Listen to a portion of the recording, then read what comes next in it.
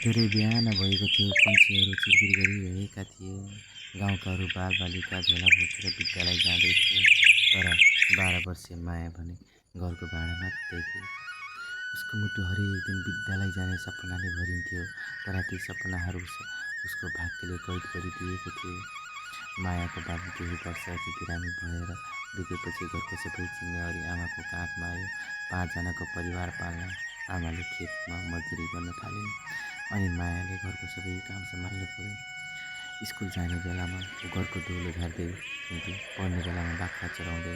छिमेकी केटीहरू विद्यालयबाट फर्केर होमवर्क गरिरहेको बेला माया हातमा परालको भारी बोकेर घरतिर हिँडिरहेकी हुन्थे। उसको आँखामा अनगिन्ती प्रश्नहरू थिए। के म कहिले विद्यालय जान पाउँछु? के मेरो जीवनभरि काम मात्रै लेखिएको छ? एक दिन उसको साथी उसको घर आइन्।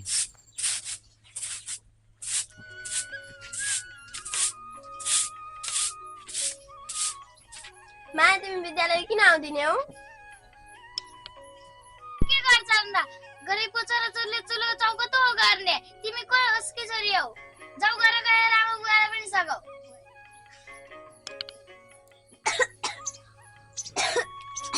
नमस्कार आमा। नमस्कार नानी। जाउ त नानी, मिस नानीलाई पिर्का ल्याइदिएर आऊ। नमस्ते गुरुआमा। नमस्ते नानु। नमस्ते मिस। नमस्ते नानु। आमा, हजुर त मायालाई विद्यालय पठाउनु न रे। त्यस्तो होइन आमा, शिक्षा हरेक बालबालिकाको अधिकार हो। उसलाई पढ्न दिनुहोस् न। उठ, राम्रो मान्छे बन्न सक्छ। हामी जस्तो गरिबको छोराछोरी पढेर के नै हुन्छ र? उसले मलाई सघाओस्, त्यो नै उसको लागि ठुलो कुरा हो।